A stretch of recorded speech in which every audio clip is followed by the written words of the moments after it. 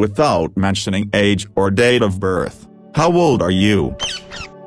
I was in the last grade 9 class to be taught how to use the slide rule, and the first high school senior class to be allowed to use a calculator in an exam, and the cheapest calculator would do addition, subtraction, multiplication and division, and had one memory. I remember the disappointment of finding out that all the Star Wars comics I had read between the first movie and Empire were all of a sudden not canon. I have no sympathy for all of you bitching about the post-Roach expanded universe not being canon. I lived through it twice. I thought for sure the comics between Empire and Return would be canon. How could they fuck that up twice? They did. In high school, when DVDs were starting to appear replacing VHS, I used a portable CD player while others had died MP3 players I think, and I shared a Razr phone with my dad. PS2 was my first console, but also had a shared original Nintendo when I was younger. And played Atari and Friends. Windbreaker, Scotty Dog printed sweater. I remember when Yogscast Screwed the Nether came out, and I got a netbook as my first laptop at the same time as my older brother, and when I was in elementary school Rick Riordan started the Heroes of Olympus and got to either Mark of Athena or House of Hades a little bit before I got to middle school. When I was in the 3rd grade, my teacher turned on our classroom TV and showed CNN's coverage of the 9/11 terrorist attack. I remember one girl immediately started crying and had to leave the classroom. Turns out her dad frequently commuted to the World Trade Center for business and he was there at the time of the attack. I was gonna say I watched Reading Rainbow in school, but then I looked it up and holy shit, that show ran for 21 years, so that doesn't narrow it down at all. So I'll go with this. Slap bracelets got banned at my school because kids wouldn't stop slapping the shit out of people with them. One kid slapped his friend in the forehead with one, with his permission, and it stayed on his head like half a headband. We all thought it was hilarious. I think we were a little late on that trend though.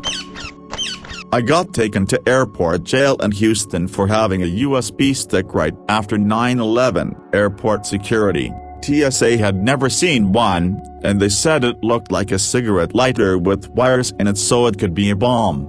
They were very afraid to let me stick it into the side of my laptop to show them what it could do. They were convinced I was going to blow them all up. Finally they found a TSA agent who knew what a USB drive was, and as soon as he saw me, a middle-aged white woman with a USB drive, he just started laughing. Teddy Ruxpin was the hot new toy when I was a kid. I wanted that creepy bear so bad, but my parents couldn't afford one. My uncle found a life-size talking Mickey Mouse in an apartment that he was cleaning after the tenants left, so he cleaned it up and gave it to me. Got to see regular TV, then cable come around, then that get commercials, then streaming, and now that gets commercials. Got to see bulletin boards, then Usenet, and then the internet, and then see that become commercials. Don't remember 8 tracks, but they were a thing. Trading cassettes and copying songs off the radio was a thing before burning CDs, and then just files on memory cards or USB, and now streaming. I remember watching the Berlin Wall come down, the shuttle explode, another one break up, and the towers come down. I remember a time on Sesame Street before Elmo. I remember when mountain biking when there were only 2 wheel sizes, and before disc brakes, and before V-brakes. I love the movie Labyrinth, Goonies. Also the Howling movies came out when I was becoming scared of things. I know werewolves aren't real, but Howling V is the one I remember. Also American Werewolf on London, Twister I liked and remember because it came out the only time my class took a walk to the movie theater. I remember being an amazed kid when the first Jurassic Park came out. I had the Sega game version. Need another hint? I was around the age of Harry Potter as the books came out. My family bought 2 copies and 4 of us would finish each new book in 1 week or less, sharing 2 books. Not old enough for some of this, but you brought back memories of the yellow rotary phone we had and the absence of seatbelts. Sitting in a parent's lap was safety for babies, I guess, and the excitement when we got a VCR, no more switching channels during commercials on the metal TV dial when there's 2 good shows on at once, and first microwave, huge, wood grain design. Not old enough for some of this, but you brought back memories of the yellow rotary phone we had and the absence of seatbelts. Sitting in a parent's lap was safety for babies, I guess, and the excitement when we got a VCR, no more switching channels during commercials on the metal TV dial when there's 2 good shows on at once, and first microwave, huge, wood grain design. I wore dittos and high-waisted bell-bottom jeans to high school. We had a rotary phone in our house. We didn't wear seatbelts in the car until I was older, and most cars only had lap belts. There weren't car seats when I was a baby. Wooly Bully was the #1 song the year one was born, and Flashdance, What a Feeling was the #1 song the month and year one graduated high school.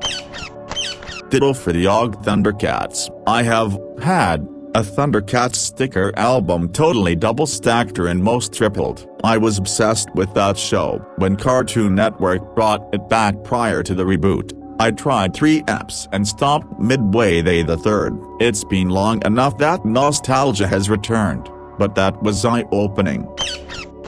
I think I only remember anyone's phone number if I was given it before 2010. It was easier to just dial it, and it was never guaranteed that contacts would be reliably saved or transfer. Also, I started knowing a ton more people and phone numbers around 2008, so it was too much to noggin.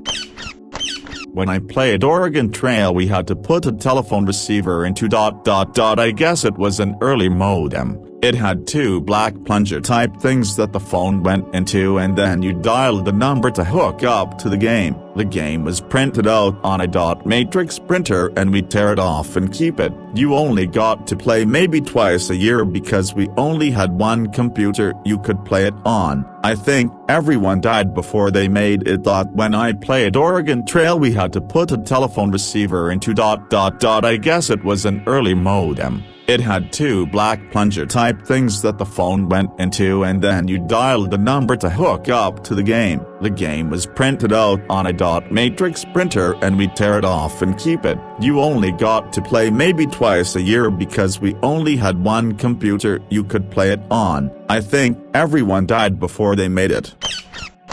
I never actually played Oregon Trail. I can vividly remember my 4th grade class having a computer and that computer having that game on it. I can also remember never getting good enough grades to use the computer, because all the smart kids would hag it to play Oregon Trail and some math game. I never actually played Oregon Trail. I can vividly remember my 4th grade class having a computer and that computer having that game on it. I can also remember never getting good enough grades to use the computer, because all the smart kids would hag it to play Oregon Trail and some math game.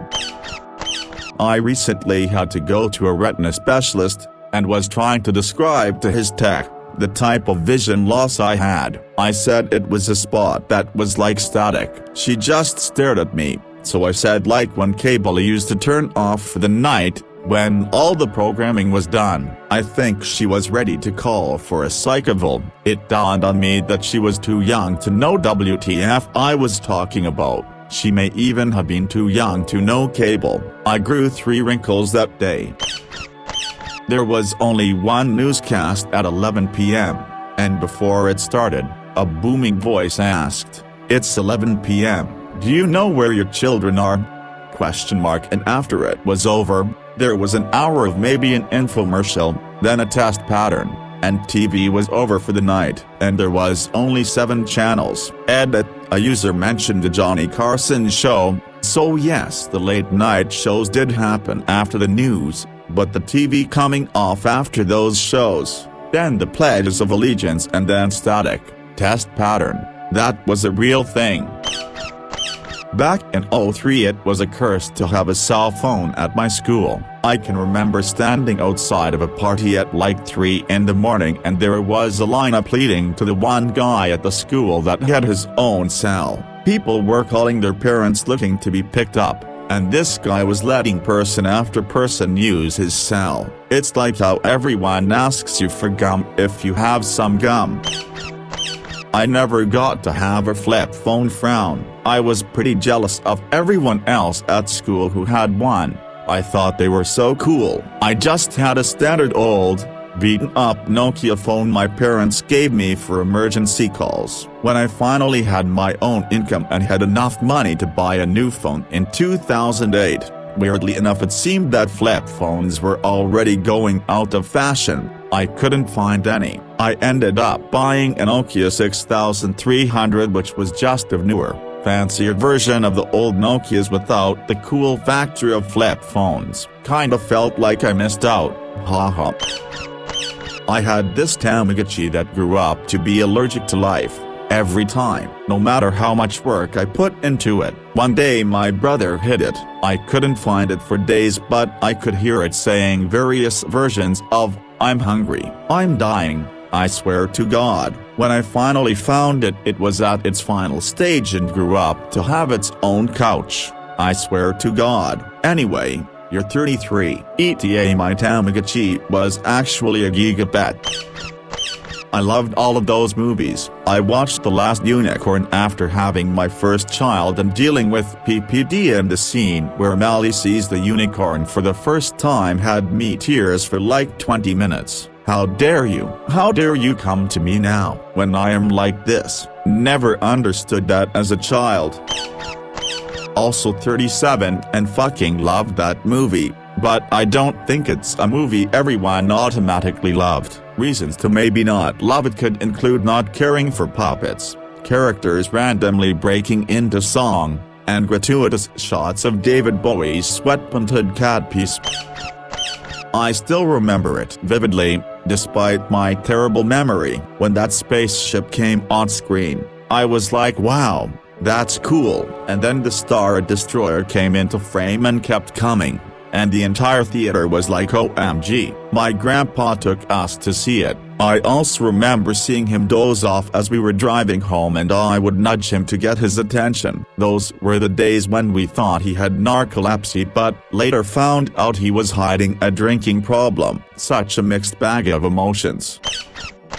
I was in 4th grade that day, and happened to be down in the principal's office during the launch. They had it on the radio there, and when I heard what happened I ran up to my classroom to tell everyone that the space shuttle had just exploded. My teacher furiously grabbed me by the neck, called me a liar in front of the class and dragged my back down to the principal's office only to find everyone there in tears. She never apologized. Similar to how I felt watching the Twin Towers collapse, not sure what was going on, or at the knowledge that it was bad. For context, I was in 4th grade when Challenger blew up. The teachers' reactions were what made me realize that it was bad. On September 11th I was asleep until 2:30 EST and my mom came over after work and asked me why I wasn't answering my phone. Her response to what was going on made me realize that something bad happened. I was in elementary school. We were in the cafeteria and someone had wheeled in a TV so we could watch the lift off. The TV got turned off and all of the teachers were upset but trying to hide it. I didn't know until much later what actually happened. Fast forward a couple of years and the O.J. Simpson trial is finally going to get a verdict. Every class is tuning in. Except my biology class. No one had cell phones back then. Maybe a pager. We had to wait until after class to hear the verdict. I remember literally being in an English class at university and we were watching the road. I was bawling quietly in the front and our professor was giving me some glances before abruptly ending class early for the day. I forget the reason but it seemed like an excuse since movie was nearing the end and we never got out early. Best professor ever tbh. Grade school teachers never had empathy for shit like that. Ugh, I was an adept in elementary, cried like a baby when the teacher read the end of Where the Red Ferns Grow in class. This was after reading it at home the night before, just bawling. Asked the teacher if I could be excused from class cause I was upset and got a stern no. Did not live that down for the rest of the school year. No one who loves dogs wants to read about the beloved dog eviscerated by a cougar in front of their peers. Mrs. Birch. I'm from the Netherlands. Kids don't get a chickenpox vaccine here. Most, 95%, kids just get it and everyone thinks that's normal. My stepdaughter just had it, waiting for the other 3 to get it. When asking the in-home daycare of the youngest if we could still bring him when he has chickenpox, she replied, yes, please. My 2 boys haven't had them yet, and the mother of F, other child that goes there, recently asked if I knew anyone with chickenpox so F could get over with it. Yeah, I get it, but as someone who isn't growing up with that as the norm, still sorta weird to me lol. But then again, since at the beginning of the pandemic COVID parties were a thing, not completely surprised. But since chickenpox is milder, I guess it's a bit better I guess, but as other comments are mentioning, shingles are a thing with lol. All my friends had pox parties except me. I absolutely refused. Even as a little kid it sounded absolutely gross. Hearing about COVID parties makes me way more grossed out and angry the more I think about that. So I lucked out and got the chickenpox vaccine by total accident when I went into the doctor for a checkup to get cleared for HS sports, and the doctor looked at my history and just randomly asked if I ever had chickenpox. When I said no, she left the room without saying anything and grabbed the vaccine and a needle and just said, you definitely want this, and that's how I got it at 14 yo.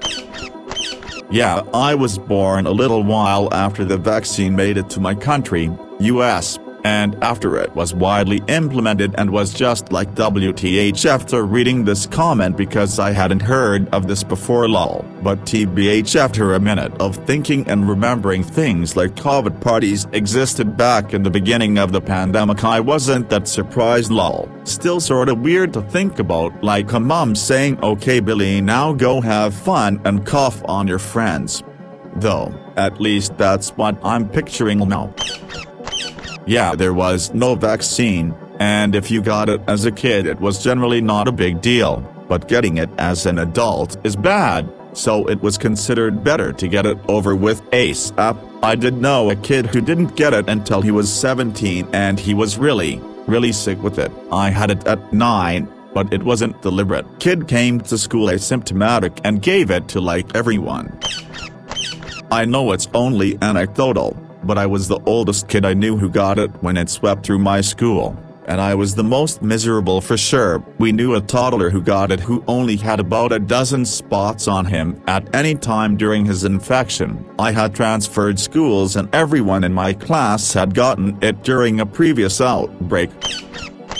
It's okay, it was a long time ago, but it is a scary illness. That's why I went ahead and got the shingles vaccine, because shingles is way more scary than chickenpox, and I already had chickenpox, so I wasn't able to get that vaccine as a kid. I'm glad your grandpa got through it. I highly recommend having him and anyone old enough in your family get vaccinated. You don't have to be elderly if you have other risk factors. This is true. My aunt never had chickenpox as a kid and her daughter got it at school and infected her as well. It nearly killed her. She got COVID last year, and it really put things in perspective when she said that she would rather get COVID every year than to ever have to deal with chickenpox as an adult. I was 12 when I got the chickenpox, but I wasn't really that sick with it, even though they say the older you are the worse it is. It was just after the March break and I got an extra week off of school, and then we had Easter, so I wasn't complaining. I'm still going to get my shingles vaccine when I'm older, though. Shingles makes chickenpox look like a couple of nasty mosquito bites. I had a coworker who was 10 years younger than me, and we occasionally discussed things related to our age gap. One time, We were discussing the chicken pox, and I said, "Oh, I bet you never had the chicken pox, did you? Were you vaccinated?" His response was a yes with a clear undertone of "Didn't your parents love you?" Blew his mind when I clarified there was no chicken pox vaccine when I was